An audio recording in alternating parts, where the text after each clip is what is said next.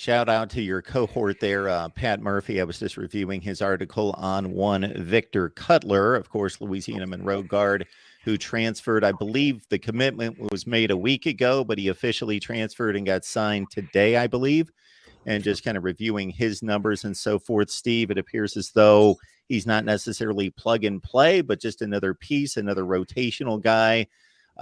Never played a full season at Louisiana-Monroe, never a 12 or 13 game stretch for him, but increasing number of snaps every year, good performance, solid performance against the Power 5 teams on the schedule, Alabama and Texas. And so this looks like a guy that's not necessarily going to star along the offensive line necessarily, but a good piece to have.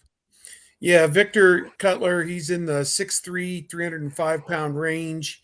And he started at tackle, at least part of this past season at Louisiana-Monroe.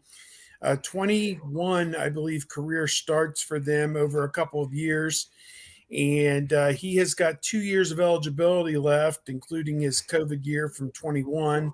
So he's got a lot of upside there, or 20 or 21. All the years kind of run together now, but I guess 21 or 20. I don't know. I forget which year it was. 20 for football was the COVID year. So he's got played the last 2 years there at Louisiana-Monroe and now has 2 years remaining at Ohio State.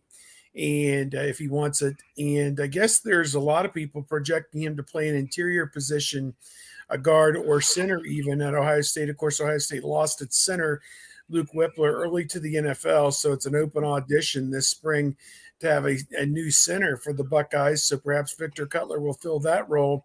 I watched the Alabama game. I went back and queued it up and watched it on YouTube. And I was very impressed with what Victor was able to do against Alabama. What I noticed was they did not have, even against Alabama's better defensive ends and outside linebackers who were rushing the quarterback. They did not typically have to have a running back, an H-back, a tight end on his side to help chip with the pass rushers. So I thought that was pretty good that they left him alone on an island for the most part, and he did pretty well. And then when they were down inside the red zone, they ran in behind him for a touchdown against Alabama. Of course, the score by that point was already 27-0.